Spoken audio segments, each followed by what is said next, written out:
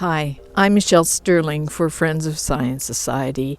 The federal government is now offering a $115 million grant to the city of Vancouver and claiming that there will be 40,000 homes that will be the outcome of this fabulous grant program.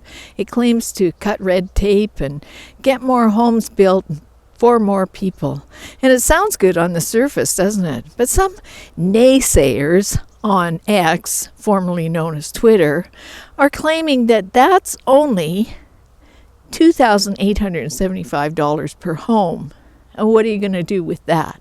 How are you going to provide housing? Well, I think that those people are just pessimists, and they're not looking at the opportunities. They're not looking at how inclusive Canada is now and how we can learn from even the least among us who face the most difficult challenges. So what could you build for $2,875 that would be a viable home in Vancouver? Well, let me show you some possible options. One option is the Home Depot wardrobe box. Now, this option is ideally adapted to home living because as you expand it, you find that it comes with a handy door opening. Isn't that great? So, this is a place that you could call home in just a matter of minutes and for only a few dollars. But what about the cold, you say? Well, that's why we have all this plastic bubble wrap that we can probably make from recycled plastic straws. Isn't that exciting? They won't go to waste.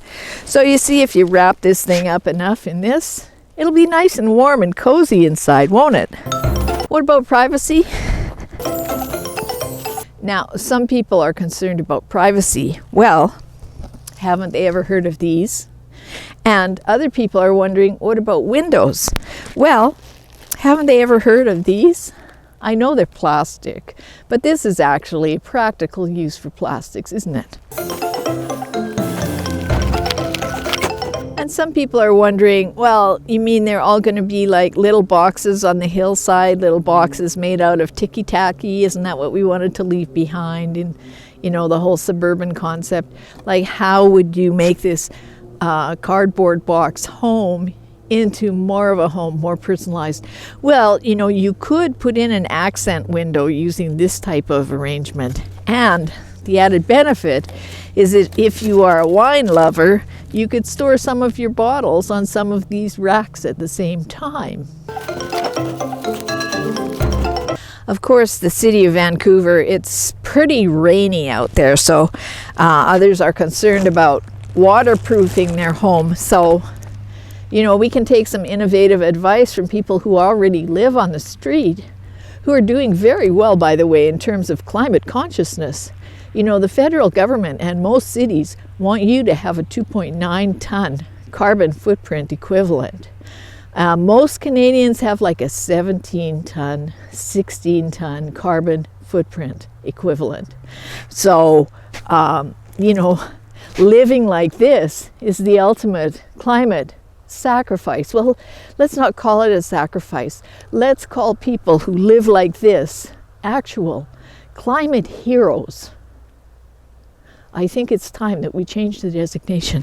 So these tools here for home living are very, very cheap. I'm sure they would come in at much under the $2,875 amount, to the point where people could actually contribute the excess to, say, a homeless shelter where people could also get a hot meal. Because, that's one downside. You can't really cook in a home like this because literally our house is on fire.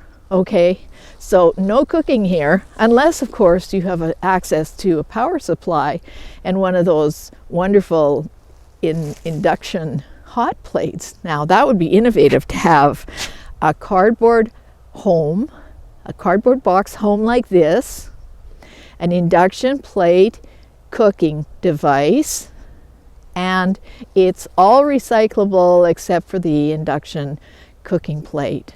But, you know, that would be like the ultimate. And of course, a little duct tape would help. Now, if you want privacy, of course, you could black out your windows.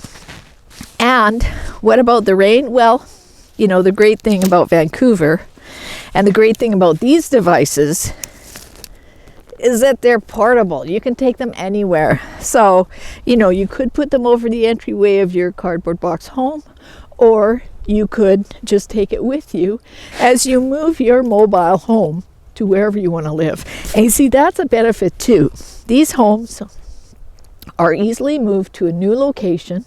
So let's say you do find work, even though there's not that much possibility of finding work when you look like you just crawled out of the ditch. But, you know, if you do find work and it's in the other side of town, you can take your home with you.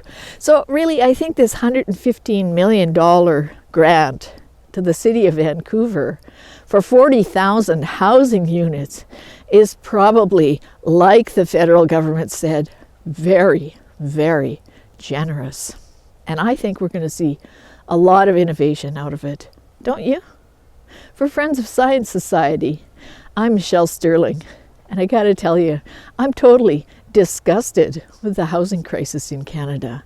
And actually, in fact, the foregoing was, of course, a spoof, and nothing is suitable in this situation.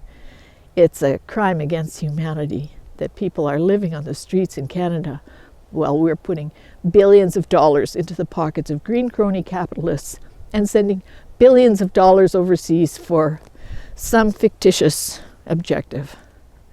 For Friends of Science Society, I'm Michelle Sterling.